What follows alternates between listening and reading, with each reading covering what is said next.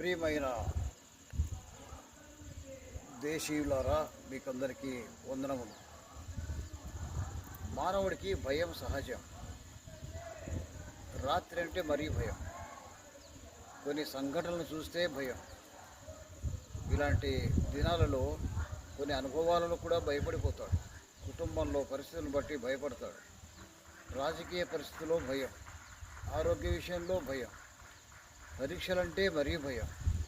ఇలాంటి భయాలలో దేవుని ఆశ్రయించాలి. ఎవరు మనకు భయం నుండి విడిపించలేరు, కానీ దేవుడు ఒక్కడే విడిపిస్తాడు.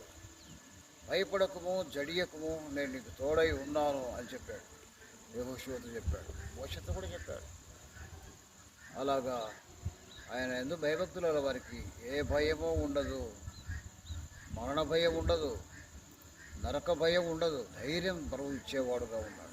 కాబట్టి ఆయన మాటకు విధేయులం కావాలి. ఆయన మాటను నమ్మాలి. ఆయన మాట పైన నమ్మకం ఉంచి ముందుకు సాగాలి. ఏ భయం ఏం చేసుకోలేదు. మరణానికి అసలు భయపడకూడదు.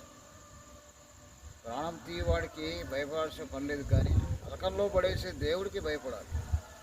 కాబట్టి అట్టి మంచి విషయాలు విని మనం ఆస్పాస్ ధైర్యాన్ని తెచ్చుకొని ప్రభు కోసం ఈ లోకంలో జీవించాలి. కాబట్టి భయం మనల్ని ఆవరించకుండా ఆయన తోడై ఉన్నాడని నమ్మాలి. ఆయన అన్నాడు, నేనే, భయపడకోమని చెప్పాడు. ఆయన అభయహస్తం మన పైన ఉంది. ఆయన మాటలు మన వెంట ఉన్నాయి, వినిపిస్తూనే ఉంటాయి. కాబట్టి ఈ మాటలు నమ్మి మనం ప్రభు కోసం ముందుకు సాగుదాము గాక. దేవుడు తన వాక్యాన్ని మన వినికిడిలో నెరవేర్చును గాక.